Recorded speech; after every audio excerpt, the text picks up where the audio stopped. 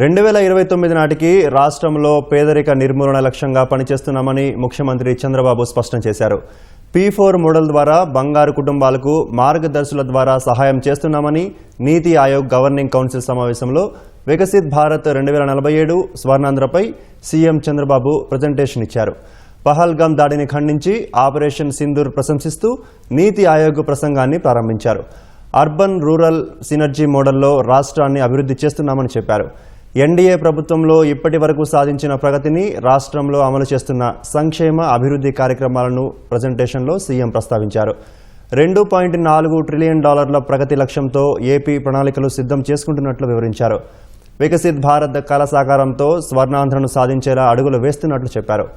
రాష్ట్రంలో వనరుల్ని ఎలా సద్వినియోగం చేసుకుంటున్నామో వివరించారు. అంతర్జాతీయ ప్రమాణాలకు అనుగుణంగా విశాఖను తీర్చిదిద్దినట్లు సీఎం వెల్లడించారు. విశాఖకు గ్లోబల్ హంగులు అద్దేలా 4 జోన్ల ఏర్పాటుకు ప్రణాళికలు రూపొందిస్తున్నట్లు తెలిపారు. విశాఖ మోడల్ను అమరావతి, తిరుపతి, గోదావరి, కర్నూలుకు విస్తరించేలా కేంద్రం సహకరించాలని కోరారు. అమరావతిలో క్వాంటమ్ వ్యాలీ ఒప్పందం, కర్నూలులో డ్రోన్ సిటీ ప్లాన్లను ప్రెజెంటేషన్లో ప్రత్యేకంగా వివరించారు. డిజిటల్ గవర్నెన్స్లో భాగంగా గూగుల్ ఏఐ వంటి టెక్నాలజీలను వినియోగిస్తున్నట్లు చెప్పారు. ప్రతి కుటుంబానికి ఫ్యామిలీ బెనిఫిట్ డిజిటల్ పాస్బుక్ విధానాన్ని ప్రవేశపెట్టబోతున్నట్లు చంద్రబాబు చెప్పారు. ప్రతి జిల్లా, నియోజకవర్గంలో విజన్ యాక్షన్ ప్లాన్ యూనిట్లు నెలకొల్పుతున్నట్లు స్పష్టం చేశారు.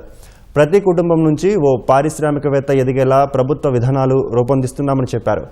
175 నియోజకవర్గాల్లో 175 ఎంఎస్ఎంఈ పార్కులు, 1 డిస్ట్రిక్ట్ 1 పార్కుకు ప్రణాళికలు సిద్ధం చేస్తున్నట్లు ప్రెజెంటేషన్లో సీఎం వివరించారు.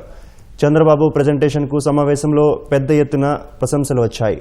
ప్రెజెంటేషన్లో వివిధ అంశాలు వికసిత్ భారత్కు ఉపయోగపడేలా ఉన్నాయని ప్రధాని మోదీ ప్రశంసించారు. ఇతర రాష్ట్రాలు కూడా ఏపీ ప్రతిపాదనలను పరిశీలించాలని సూచించారు.